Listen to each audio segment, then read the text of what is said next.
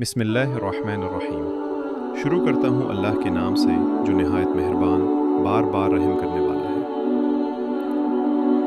جب انسان رات کے وقت آسمان کی طرف دیکھتا ہے اور بے شمار ستاروں کو چمکتے دیکھتا ہے تو دل خود بخود اس سوال کی طرف جاتا ہے کہ آخر یہ سب کس نے بنایا؟ قرآن ہمیں بتاتا ہے کہ اللہ نے اس کائنات کو ایک خاص نظام، ترتیب اور حکمت کے ساتھ پیدا کیا ہے اور اس میں کوئی چیز بے مقصد نہیں۔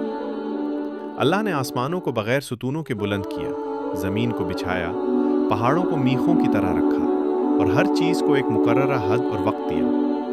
سورج کو روشنی اور حرارت کا ذریعہ بنایا اور چاند کو رات کی پہچان، مہینوں اور وقت کے حساب کے لیے مقرر فرمایا۔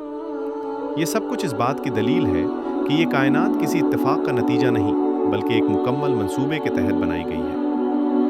قرآن ہمیں یہ بھی بتاتا ہے کہ سورج اور چاند دونوں اللہ کے حکم کے تابع ہیں۔ نہ سورج اپنی حد سے آگے بڑھ سکتا ہے، نہ چاند اپنے راستے سے ہٹ سکتا ہے۔ دن اور رات کا آنا جانا، موسموں کی تبدیلی، بارش کا برسنا اور زمین سے رزق کا نکلنا سب اللہ کے حکم سے ہے۔ اگر اس نظام میں ذرا سی بھی کرشنگ آ جائے تو پوری دنیا سے توازن بگڑ سکتا ہے، لیکن اللہ کی قدرت ہے کہ یہ نظام صدیوں سے قائم ہے۔ نبی صلی اللہ علیہ وسلم نے ہمیں یہ سکھایا کہ کائنات کی ہر چیز اللہ کی نشانی ہے۔ سورج کا طلوع ہونا، چاند کا گھٹنا بڑھنا، ہواؤں کا چلنا، بادلوں کا برسنا، یہ سب ہمیں اللہ کی عظمت کی یاد دلاتے ہیں۔ یہ چیزیں اس لیے نہیں بنائی گئیں کہ ہم انہیں معبود بنا لیں، بلکہ اس لیے کہ ہم ان کے ذریعے اپنے خالق کو پہچانیں اور اس کی عبادت کریں۔ یہ کائنات انسان کو عاجزی سکھاتی ہے۔ انسان جتنا بھی علم حاصل کر لے، جتنی بھی ترقی کر لے، وہ سورج کو ایک لمحے کے لیے روک نہیں سکتا، چاند کی رفتار بدل نہیں سکتا اور زمین کے نظام کو خود سے قائم نہیں رکھ سکتا۔ یہ سب کچھ ہمیں یہ احساس دلاتا ہے کہ اصل طاقت، اصل اختیار اور اصل حکمرانی صرف اللہ کے پاس ہے۔ قرآن ہمیں بار بار دعوت دیتا ہے کہ ہم غور کریں، سوچیں اور سمجھیں۔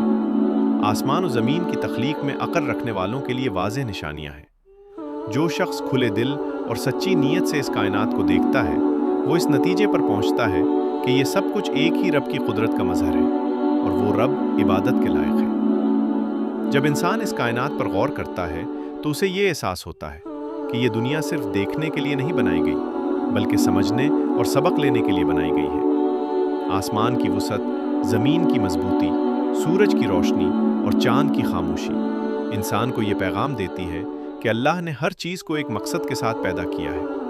یہ کائنات خاموش زبان میں اللہ کی قدرت اور وحدانیت کی گواہی دے رہی ہے۔ اللہ نے انسان کو عقل عطا کی تاکہ وہ ان نشانیوں پر غور کرے۔ قرآن ہمیں بتاتا ہے کہ جو لوگ سوچتے ہیں، غور کرتے ہیں اور دل سے سچ کو قبول کرتے ہیں وہی ہدایت پاتے ہیں۔ دن اور رات کا بدلنا، سورج کا وقت پر نکلنا اور وقت پر غروب ہونا، چاند کا گھٹنا بڑھنا، یہ سب اللہ کے مقرر کردہ قانون کے مطابق ہے۔ اس نظم و ضبط میں ہمیں یہ سبق ملتا ہے کہ ہماری زندگی بھی اللہ کے احکام کے مطابق ہونی چاہیے۔ یہ کائنات ہمیں یہ بھی سکھاتی ہے کہ دنیا کی زندگی عارضی ہے۔ جس طرح دن کے بعد رات آتی ہے اور رات کے بعد دن، اسی طرح خوشی کے بعد غم اور غم کے بعد آسانی آتی ہے۔ سورج ہر روز ڈھلتا ہے تاکہ ہمیں یاد رہے کہ کوئی بھی چیز ہمیشہ باقی نہیں رہتی۔ اصل زندگی آخرت کی ہے جہاں انسان کو اپنے اعمال کا حساب دینا ہوگا۔ آخر میں یہ کائنات ہمیں یہ پیغام دیتی ہے کہ جس اللہ نے اتنی عظیم دنیا، آسمان، سورج اور چاند کو پیدا کیا، وہ ہماری دعاؤں کو سننے پر بھی قادر ہے، ہماری مشکلات کو دور کرنے پر بھی قادر ہے اور ہماری زندگی کو ہدایت دینے پر بھی قادر ہے۔ جو انسان اس خالق کو پہچان لیتا ہے وہ کبھی گمراہ نہیں ہوتا، کیونکہ وہ جان لیتا ہے کہ اس کی زندگی کا مقصد اسی اللہ کی بندگی اور اطاعت ہے۔